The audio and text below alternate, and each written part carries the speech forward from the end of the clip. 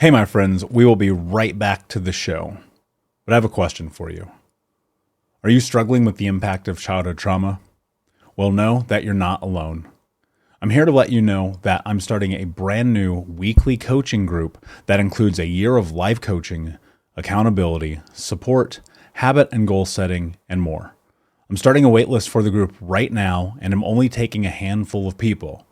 And I'll let you know that through this personalized coaching, we'll work together to help you understand how your childhood trauma has shaped your beliefs, behaviors, emotions, and will help you create a roadmap for healing and growth. Right now, you can schedule an absolutely free coaching session with me and get put on the wait list if you go to thinkunbroken.com. My friends, it's your time to turn your trauma into triumph, breakdowns into breakthroughs, and become the hero of your own story. And I'm here to support you in doing that. Just go to thinkunbroken.com to register for a free coaching call with me and to get put on the wait list for the brand new weekly coaching program.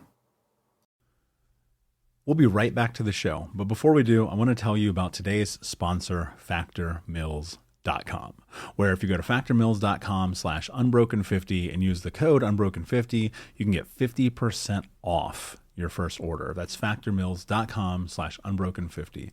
If you're like me and you are a person who is busy trying to create a life, heal, work on their health, wealth, and relationships, and not to mention deal with the day-to-days of normal life, you do not have time to be going to the grocery store and trying to figure out what you're going to cook every single day of the week. In fact, one time I did the math and I realized I was spending over 15 hours a week at the grocery store and cooking. When I added Factor, I got to use that time for myself, for my family, for my friends, for my community, and for my business. And so if you're in the place where you need some more support in the kitchen, head to factormeals.com/unbroken50 and use the code unbroken50 to get 50% off. Hey, my friends, we will be right back to the show. But I have a question for you. Are you struggling with the impact of childhood trauma?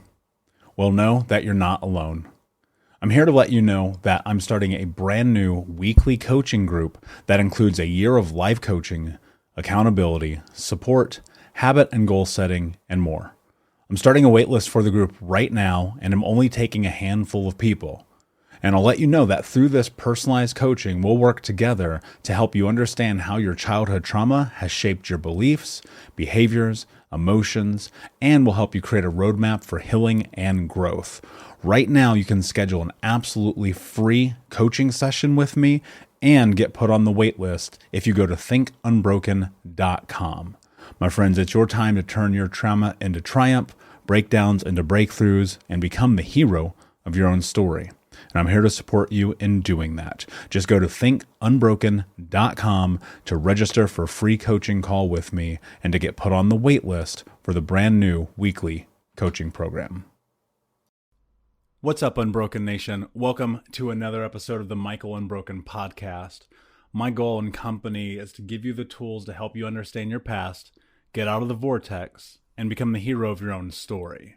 This podcast is sponsored by thinkunbroken.com, and you can check out my new book, Think Unbroken: Understanding and Overcoming Childhood Trauma. This podcast is not a substitute for mental health care, but instead think of it more as a companion where we're here to support each other and to grow. Each episode of the Michael Unbroken podcast is less than 10 minutes, though sometimes that does not happen. So hang out with me, stay tuned. If you have questions, if you want to have conversations with me, or you have information you want to share, reach out to me directly on social media at Michael Unbroken, or you can email me at michael@thinkunbroken.com. Enjoy this episode, my friend, and until next time, be unbroken.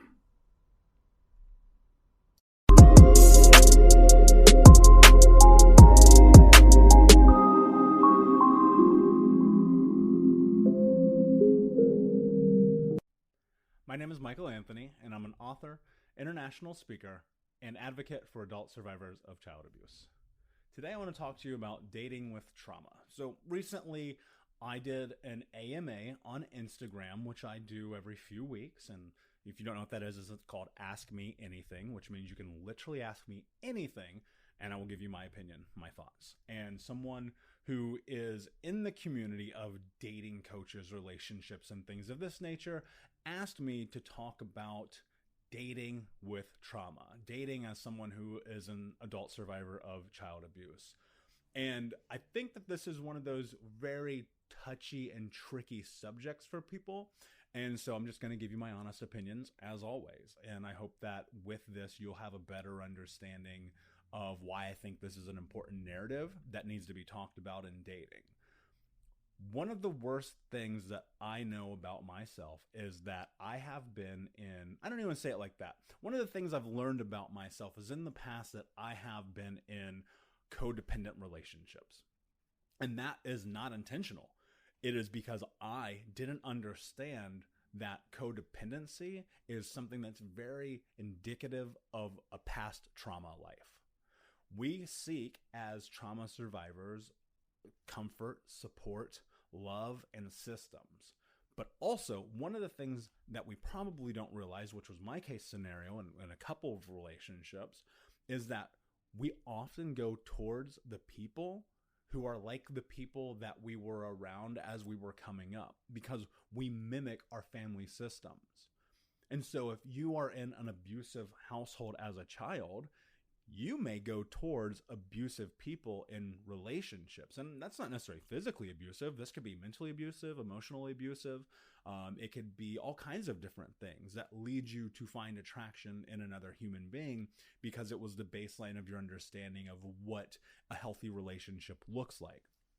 And I was in a relationship in my early 20s that was hyper abusive, not physically, but emotionally and mentally, where we were just draining on each other. We were daunting on each other. But I want to start at the beginning of that for a reason, because I was recently listening to a podcast and I don't remember this woman's name. And if anyone knows who she is, please tell me who she is. I cannot find this podcast again and it's driving me crazy. And she said something that really blew my mind. She said, if you meet someone and you bond over the chaos of your past and there is a spark, and you feel that thing, you need to run. You need to hit the eject button because you are about to be in a codependent relationship again. And the reason she said that is because your trauma, and which I totally, in reflection after like looking back on this and having an understanding of what this actually looked like from my perspective, I believe this entirely. If we are bonding with someone over the chaos of our lives, would it not make sense that moving forward, that chaos is the thing that's going to keep us afloat, right? That's mind-blowing. Are you mind-blown right now? Because I am. When I heard this, I was like, holy shit, that makes so much sense. Because I bonded with this woman because her background, her childhood was as insane as mine was. And all of our conversations were about the crazy shit that happened to us, right? And then you tack on drinking, you tack on smoking, you tack on like really insane sex and not necessarily having like boundaries set up and not talking about our wants, needs, interests, values, futures, all the things that happen. Eventually, when that relationship exploded on itself, I was left wondering like, what went wrong? How could this thing possibly go wrong? Well, it's really simple. I was dating myself. And that's the thing that a lot of people don't understand who have trauma, is that you have to look out for the signs of whether or not you are in a healthy relationship. But I think before you can even go down that path, before you can even consider being in a relationship, let's say this, you have recently got out of a relationship and it was awful. It's the worst one ever, right? Look for things that you learned about yourself in that relationship. What kind of understanding have you come to gather about yourself, about who you are, about the things that you want, about the things that you need from another person, and the things that you are willing to give to someone else? Not every relationship is a failure. There's always a lesson to be learned. There's always something to be taken away from the experiences that we have. We have a better understanding of, I want to be talked to like this. I want to be touched like that. I want to have communication like this, and so on and so forth. You can gather those things, from relationships that did not succeed. Dan Savage, if you don't know who he is a sex columnist out in Washington. And he has a podcast called Savage Love, which is incredible. If you haven't listened to it, go listen to it. He's one of a few relationship podcasts that I listen to. And he always says every relationship that you have is going to fail until it doesn't. And I agree with that to an extent, because I think while every relationship may not be successful, I don't know that they necessarily fail, because we can put ourselves in a situation and an understanding to learn and take from them. Before you can get to that point, though, coming back to where I was a moment ago, you need to take time, and especially if you're recently out of a relationship, you need to take time to be alone, completely and utterly alone, miserably alone, bored alone, lonely alone, because it is only in the time that you have for self-reflection and being with yourself that you're really going to start to understand who it is that you are as a person. I jumped from relationship to relationship to relationship, and now heading at almost 4 years of being single, I have a better understanding of who I am than I ever have before. And more importantly, I think that not only do you get this understanding of yourself, but you learn to understand who it is as a person that you are. Because I didn't really understand or know who I was, because I was in these relationships again and again and again. And I always just felt kind of like, well, I guess I'm just in this relationship. I guess this is just who I am, not realizing that I didn't know what my wants, needs, and interests were. Also, being single gives you time to do the work. There is no better time to start going and working through the trauma, through the childhood, through your teen years, through the crazy shit that you've done, because we have all done some crazy shit, than when you're single. This is the time where you can grow independently. I think one of the really sad things that happens in relationships is people lose their identity. And if you come from a background with CPTSD and you have dissociation and you may either have other mental health issues, and then you're in a relationship and then you're not, suddenly you're in this whirlwind of like, who am I? This is a perfect time to start getting into healthy habits. One of the things that happens in relationships, one person may start growing and the other person doesn't. Well, guess what? The only person that has to grow when you're single is you. Or in my case, me.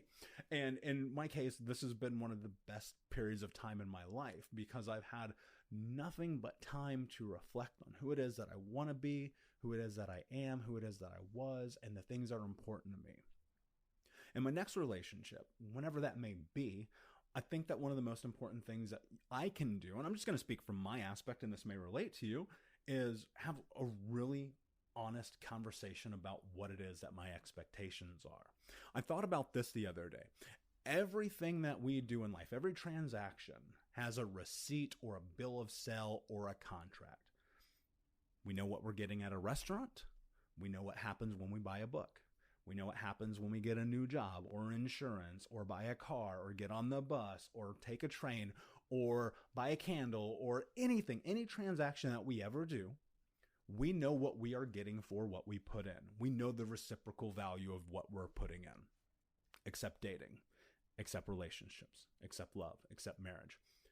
And so I think, and this is for me, and I don't know because I've never tried this before, that the way to make the next relationship that I'm in work, or at least seemingly work better, is to sit down and have a very candid and honest and open conversation, start to finish, about what our expectations are, what it is that we want from each other, what our future looks like, and sit down, write it all out, every bit of it, top to bottom, from the way we spend time together to the way that we have sex and the way that we're communal and all of these things, and write down the baseline. Hey, this is our starting point. These are the promises we make to each other, and then revamp it every 3 months, every 6 months, every year, just so we're always in understanding. There's no confusion to be had if it's all written down. Also, I think this creates accountability. One of the major areas that I faulted in previous relationships, I had no accountability for who it was that I was or in my relationship, and there's a lot of blame being passed and a lot of excuses being made. And ultimately, this period of being single has made me go, oh, I don't want this. So as I date, I don't want trauma to be the baseline. I don't want lies to be the baseline. I don't want excuses to be the baseline. I want open honesty, communication, and growth to be what it is that is created next. And I think that's the best thing that we can do as people who have survived trauma, is to put ourselves in a situation where growth is the number one thing that we want. Honesty is the number one thing that we want. And being in relation with someone who respects us is right there as well. And I think that's something that we have to talk about also. Like, the person that you're with, if historically based in my scenario, I know that the person that I've been with in the past has been a person that is my mirror. I want the polar opposite of that. And I think that What I have done is written down, okay, this is what it looks like for this person that I want to be with. This is, how they act, how they speak, how they think about the world. Do they read? Do they write? Are they athletic? Do they listen to music? Do they like operas and plays? Do they only watch reality television? Like all the things, right? I wrote down a baseline of who it is as a person that I want to be with. And from that, I want to, get to a point where I can meet this person, cross-reference them versus this list. I know you're probably thinking this is insane, but hear me out. And get to a place where I go, okay, if I wrote 100 pieces down, maybe they match 65% of that. And that's a D- passing grade. And I think for me, that's a good enough number. And the reason I say this is because as someone who is a self-proclaimed perfectionist, I've come to realize perfection's not real. Putting people on pedestals is not real. Beauty is not real. It's in the eye of the beholder, as they say, right? And I think ultimately the biggest thing is I know that we are going to change. We are going to ebb and flow and grow and become different people in time. But if we can support each other in the process, like that to me is invaluable. There's nothing more beautiful or better than that. But you also have to be willing. I'm referencing a lot of podcasts today. I was listening to Tom Bilyeu's podcast called Relationship Theory. He does it with his wife, or did it, I should say, with his wife, Lisa Bilyeu. One day they're having a conversation and Tom goes, you know how I knew I was ready to be in a relationship with you? He goes, because I was willing to reciprocate my own expectations. And that hit me like a brick to the face, because what it made me realize was that until that moment and that light clicked, and this was probably about 8 or 9 months ago, I had never, ever in any relationship I've ever been in, been willing to reciprocate my own expectations. Part of that is perfectionist, part of that is being a control freak, part of that lies in trauma and wanting to be in this place where I know everything that's going to happen. And I realized that's just not how life works. And again, I don't know that I would have had this revelation without being single. So there's so many caveats, and dating with trauma is not probably the easiest thing to do, but I think if you have a better understanding of who it is that you are, the expectations that you have of your partner and your relationship, and if you have intention while dating. I think this is a big mistake that people make. They don't know why they're dating. If you're dating to get laid, keep it real. If you're dating to find a relationship, be honest about that. If you're nonchalantly I'm just dating to date, you might want to take a step back and think about why. What is the purpose? What is the intent of doing this? Don't get lost in the shuffle of I'm just doing it because I think that's what I'm supposed to do. Are you in a place mentally and emotionally that you can be dating or should be dating? Do you need to be single? Do you need to learn how to be alone and in love with yourself first? So many questions you have to ask yourself.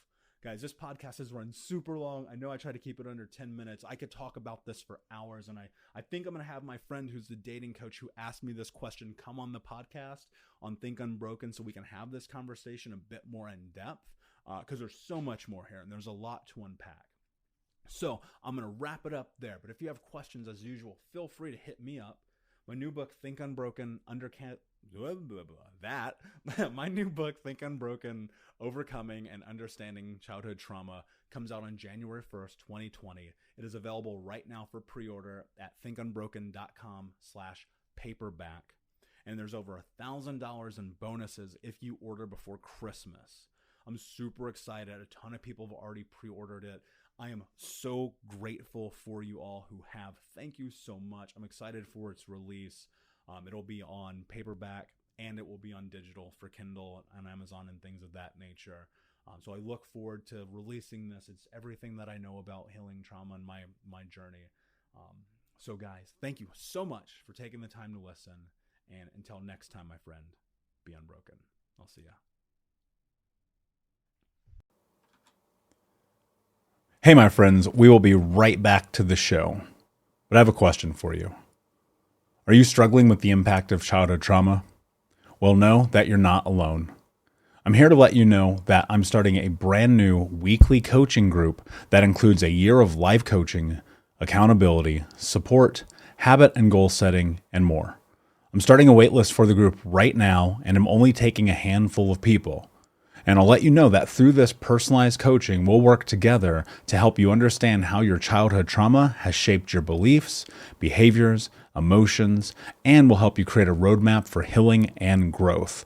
Right now, you can schedule an absolutely free coaching session with me and get put on the wait list if you go to thinkunbroken.com.